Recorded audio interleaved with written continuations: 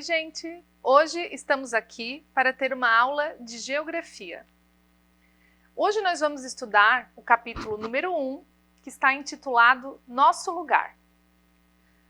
Esse capítulo, ele começa com uma imagem que, se observarmos, essa imagem mostra alguém pensando num local, na divisão desse local, em toda a estrutura que tem nesse local.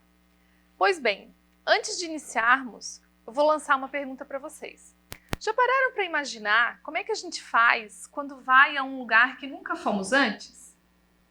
Como é que a gente consegue chegar nesse lugar? Bom, hoje em dia podemos utilizar o GPS, outros aplicativos no celular, até mesmo pedindo informações.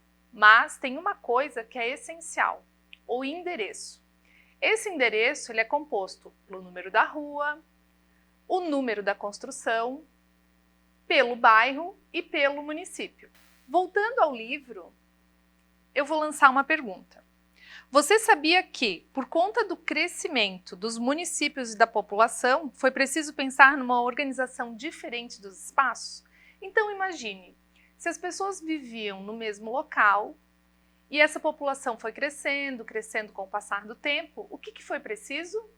Como propõe a pergunta, foi preciso reorganizar esses espaços, ou seja, nomear determinadas aglomerações de espaços.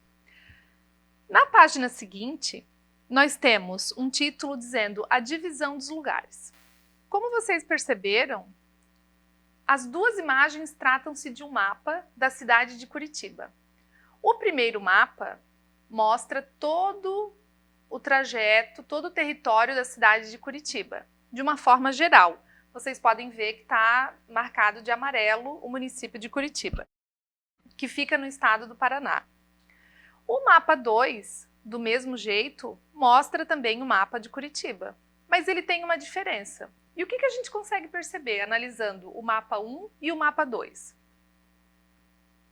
Bom, o que a gente consegue perceber é que o município de Curitiba continua com a mesma estrutura, continua com o mesmo tamanho.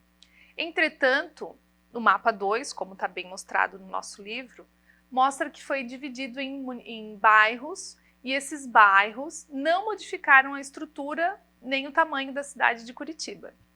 Então a gente pode entender que, com o passar do tempo e com o crescimento da população, as sociedades elas sentiram necessidade de reorganizar e nomear esses espaços físicos. Os municípios, então, eles passaram a ser divididos em partes, que nós podemos chamar de bairros. Então vamos lá. Nós já vimos como foram criados os bairros e a finalidade dessa criação, que é para reorganizar os espaços e ajudar na localização. Agora, a gente vai entender como funciona a localização desses bairros e algumas características próprias. Bom, na página 7, nós temos um título que diz Região Central. Os bairros que estão localizados na região central dos municípios geralmente concentram os maiores números de comércios, como shopping centers, consultórios médicos, supermercados e, sobretudo, os prédios públicos, como a prefeitura, por exemplo. É também nessa região que encontramos os principais serviços públicos, que são aqueles prestados para pessoas que vivem na comunidade.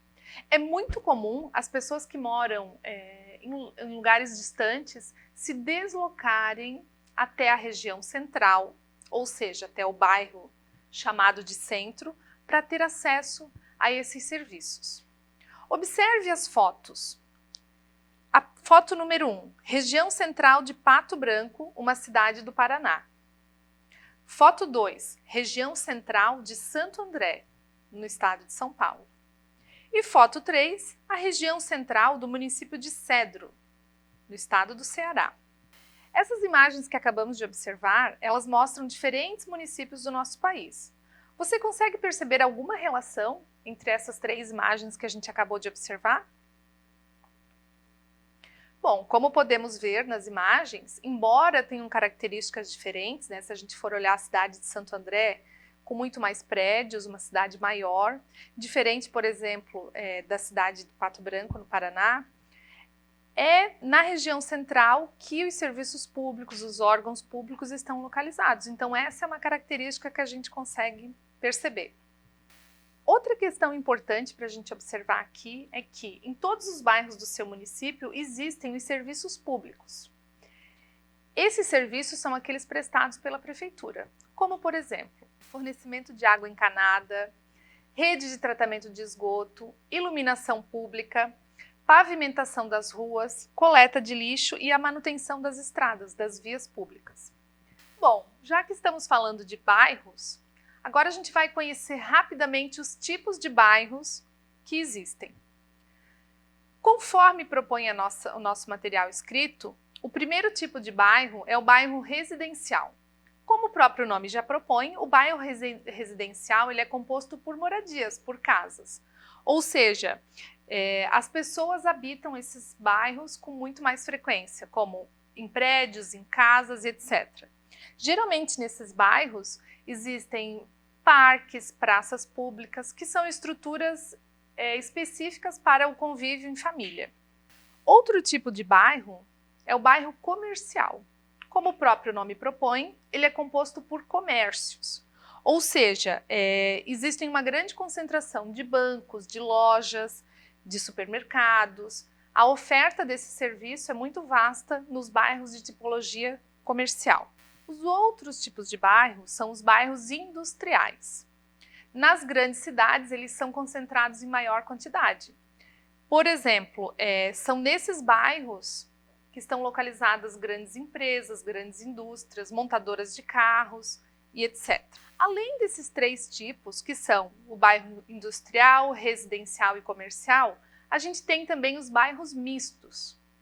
Mas, professora, o que seriam esses bairros mistos? Bom, os bairros mistos são aqueles que aglomeram todos os tipos de trabalhos, ou seja, existem residências, existe comércio e existe indústria também.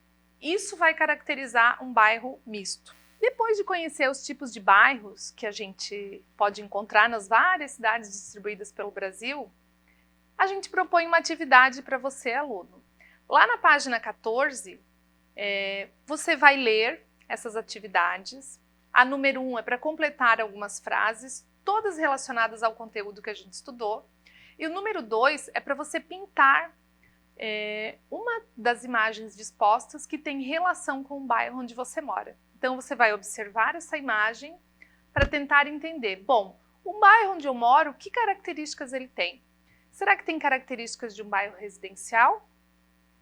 Será que tem característica de um bairro comercial? Industrial ou misto? Então a gente vai analisar a nossa realidade para tentar entender. Bom, por hoje a nossa aula vai ficando por aqui. As atividades propostas estão dispostas. Espero que você, com a ajuda de um membro da família, resolva essas atividades. E no nosso próximo encontro a gente faz a correção dessas atividades e continuamos com as próximas aulas. Até logo!